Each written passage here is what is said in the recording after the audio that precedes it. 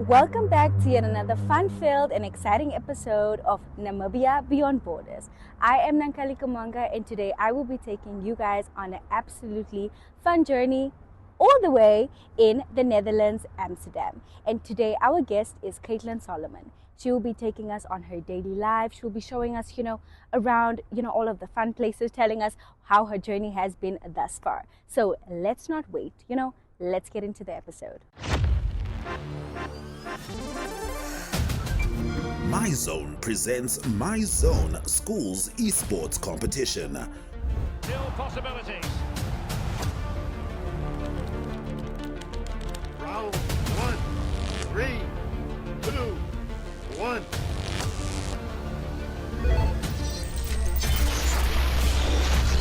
We have 50 minutes to go. Caution. Yeah, no surprise there. That was always going to be a booking. From deep three-point range, Green with the Join us on the 27th of July at the MTC Innovation Hub for an action-packed day of esports excitement.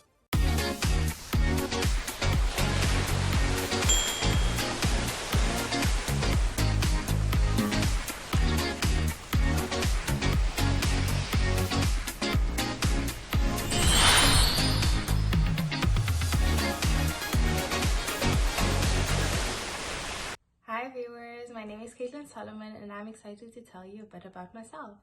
So I was born in Windhoek, Namibia, and I attended Windhoek Gymnasium private school for my schooling career, so from grade 1 to grade 12. A long time, but it was a good time. And I'm here to tell you about my life in the Netherlands. Okay, so a little change of scenery. I'm outside. For those that don't know, the Netherlands is a rainy country and the sun is a very rare sight. So when there is, we are always outside. And yeah, so that is why I changed my location. So a little bit into my story. So I came here about 5 months ago. So I'm still a newbie. I came in February, which was the coldest month, which was extremely cold. Nothing that I've ever experienced. I mean, I was wearing 4 pairs of socks in bed. I had thermal t-shirts with hoodies and a jacket and an electric blanket, and I was just absolutely freezing. But we made it through. We made it to summer, but summer is also a roller coaster. I mean, it was pouring raining yesterday, and now today we have sun, so it's up and down weather, but you're gonna learn to love it. And yeah, so my first month of being here was definitely about learning to adapt and adjust to my new life. I mean, I had to get into the routine. For those that don't know, I'm an au pair, so I look after kiddos. So basically what an au pair is, it's like a live-in nanny. It's a cultural exchange program where you move to a new country and you match with a family and you end up living with them and you learn about their culture, and in exchange you're taking care of their kids. So I am placed with an amazing family. I have 2 boys that I look after. Their ages are 3 and 5 and they're like my little brothers. I absolutely love them and I get along with the family so well, and I'm truly blessed with an amazing family. I know there's a lot of girls that have to rematch because they just don't click well with their families that they match with. So it is a process and you have to experience it to know how to go about it. But as I was saying, I was adjusting to my new life, so waking up early to make lunch boxes for the kiddies and having to help with the morning routine, doing breakfast and all of this. So my kids are quite young, so it's a lot of teaching them how to do things and helping them do things. So it is a lot of work, it's a lot of effort. Yeah, and they're boys, so they're quite active. So after school, it's a lot of running, it's a lot of jumping, it's a lot of activities. I mean, you have to keep their pace, so you have to be active, and it definitely helped me stay fit. So that is amazing. And I mean, the Netherlands is a country that is a very fit country, I would say. I mean, if you don't know, they have a really huge bicycle culture here. I mean, they have more bicycles than residents, so that is an interesting fact for you there. So it was definitely learning how to bicycle everywhere. I mean, back home we're used to our cars or some people walk, but over here main transport is the bicycle. So it was definitely learning. And as an au pair, you learn how to ride a buckfeet. I guess they can put a picture. So the buckfeet is your main transport with kids. So the kids will sit in front and you will cycle them. The nice thing, it is electric. You get electric ones. I mean, there are, I think, non-electric ones, but I have an electric one, which is so handy and it's super fun to ride. I mean, in the beginning I was scared that I would fall with the kids because I mean the weight of them is basically on you, so I had fear of falling with the kids. I mean, who wouldn't? But once you get the hang of it, it's absolutely your best friend. I mean, I went a week without it and I struggled. I absolutely hated it, but I'm happy to have it back. And yeah, so what has been my highlight so far? So my highlight is definitely all the traveling. I mean, the Netherlands is such a nice place to just travel on its own. I mean, that was my first priority. I wanted to cover all the ground here and just make sure I see enough places to absolutely absorb the culture that they have. And yeah, I have tried so many different foods, so many different desserts. I mean, mine is a bit limited. I am a vegetarian, so I didn't get to try all the meat side of things, but I've definitely tried a lot of desserts. I mean, I've had desserts from the south, the north, so I get to experience a little bit of the culture. I mean, I absolutely love it. And definitely just traveling to other countries. I mean, it's so easy to travel from the Netherlands to wherever in Europe. It is super easy. I mean, their transport systems here are amazing. And yeah, I am planning a few trips in the few next months. I am very excited for. I am going to Spain with the family in August. So that is the summer holiday here. So the kids are on holiday for 6 weeks, which is insane, but I'm excited because I'm gonna be traveling with them. So yeah, so from my travels with them, I will also go on my own route and then travel a little bit more. Another voting thing. Really, every day it's just voting. Like, what is actually voting? Like, why should I actually vote? Like, what is actually, do I really want to vote? Maybe I should vote, but like, what? Let me go see who can I go ask, because yeah, voting. Hey, how are you? Good. I have a question. What's up? So every day I'm just seeing voting, like vote, guys, go register. Now I'm just like, what is voting actually? Like, why should I vote? Like, as a young person. That's such like a legitimate question to ask because like we really do be wondering why should we vote? It's so important. Voting is so important as part of a democracy. You choosing your future leaders, you choosing which party that you want to choose that are going to lead you into the future. And it's so important for us as youth because it affects us the most, the people that are leading us, people that are taking us into the future. These are the decisions that we need to make because they are going to be part of the lawmakers. They are going to be part of the people that decide essentially how our country looks like. So it's up to us to decide what we want to choose, which party that we want to choose, why we should vote. You know, now that you explained it like that, I'm totally gonna register. Right? Because I saw this article about voting, but I'm just like, We gotta vote, girl. We gotta vote. We might as well go now. Yeah. Right? Let's go. We should like go plan. Like, sort it out. Totally. Yeah.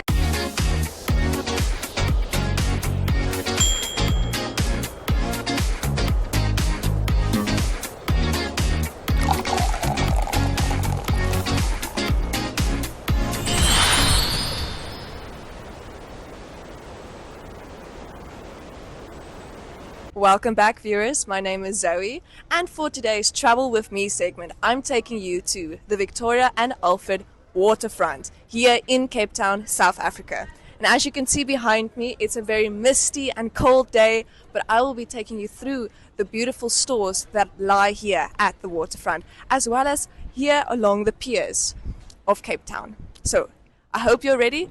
Follow me. So here we are in the harbor area, and here are lots of cruise ships, yachts, and many of them are for tourists going to Robben Island or just having a fun day out on the sea. And you know, if you're into that stuff, go and book a cruise ship for you. And here comes the little train, an activity to keep the kids busy.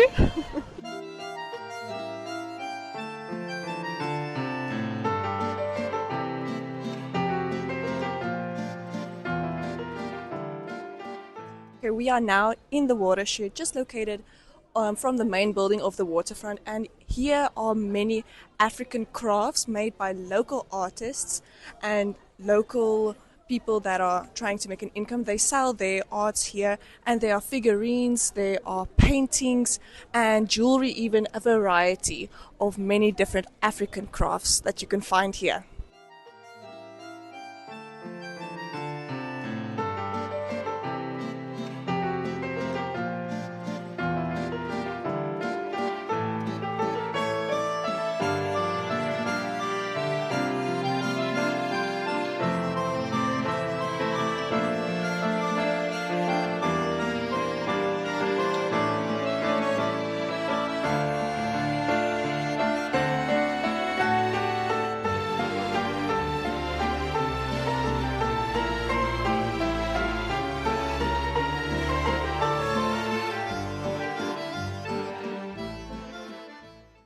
Here at the mall, there are at least 4 floors of a variety of stores, as well as restaurants and even fine dining if you want to fancy it up with your partner. Or you can even go to McDonald's if you really want that. And here behind me are some of the luxury stores found at the waterfront. And you won't normally see these in Windhoek, so they have a special place here on the upper floor of the waterfront. All of them like Chanel, Dior, Diesel, and many, many more of these luxury stores. I can only imagine buying something from here. We're now walking towards even more luxury stores. Michael Kors, there in front is Louis Vuitton, and then we even have Dolce & Gabbana, Hugo Boss, a Rolex here to my left. You know, this mall is definitely a luxury place where tourists from right around the world get to experience what Cape Town offers, because there are also many luxury stores found here at the V&A Mall. The shoe store we were just in, Court Order, some of those shoes cost upwards of 30,000 Rand. And I'm not even joking, they don't have price tags on the shoes. You have to use a QR code, because the clientele that come to the V&A Mall, they buy those shoes, because why would there be a store if no one buys something? That's exactly the point. Like, here are a different class of people that are not for the normal South African.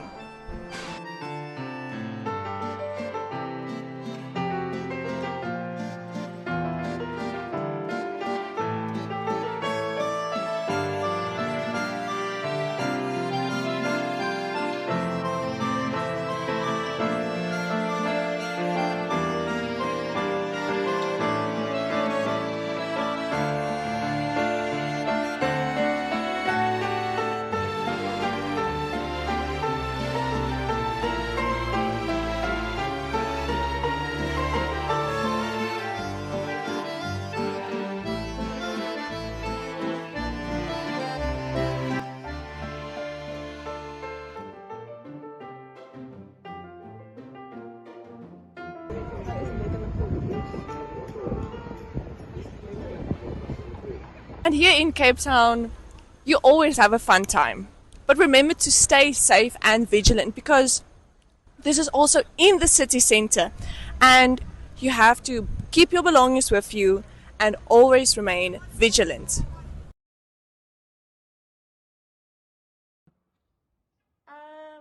I'll do.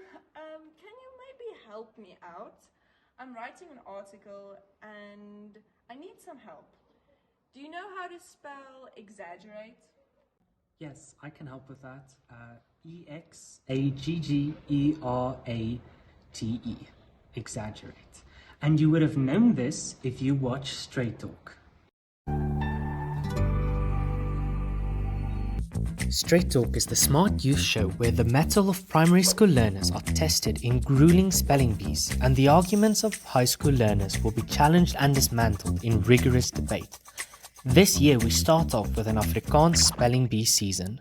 Fariseïsme, 'n hipokritiese houding, veral in morele kontekste. F-A-R-I-S-E, I met 'n deelteken, S-M-E.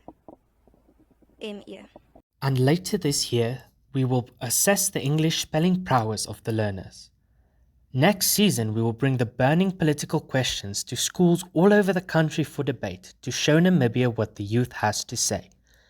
Never miss an episode every Tuesday at 5 p.m. on NTV. Thanks, Aldu. I really appreciate it, but I need some more help, please. Can you help me spell another word? Aye, Zoe. Just watch Straight Talk every Tuesday at 5 on DSTV 285 and GoTV 25.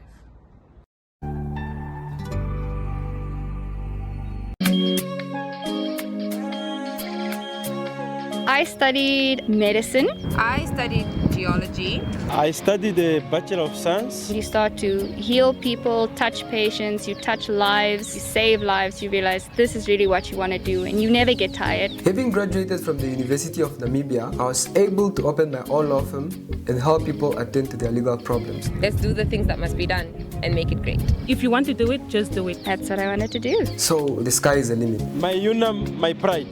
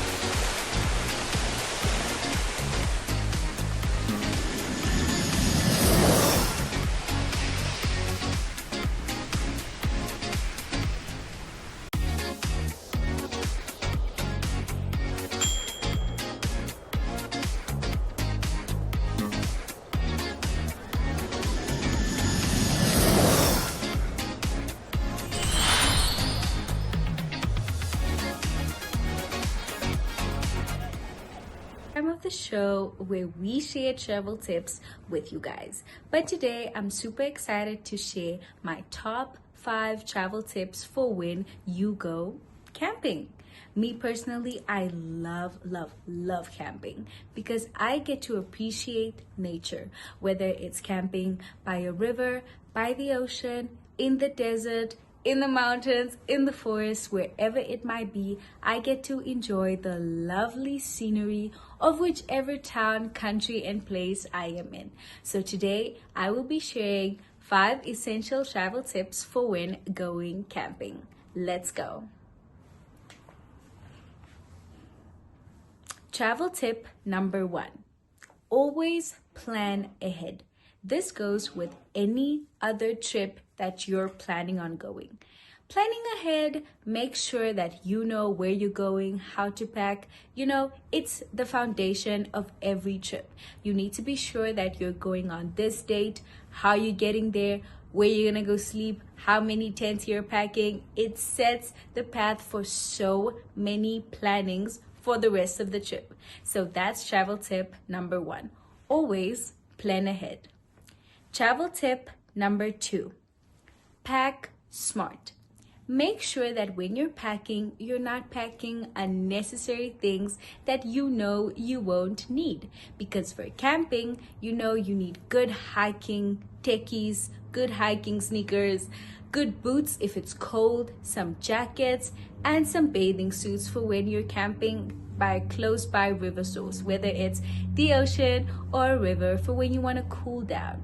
Also remember to pack hats, sunscreen, caps, bug spray. So always pack smart. Don't overpack, because when you go camping, it's not like you have a little cupboard to put all of these things in. So you need to optimize and use your space wisely.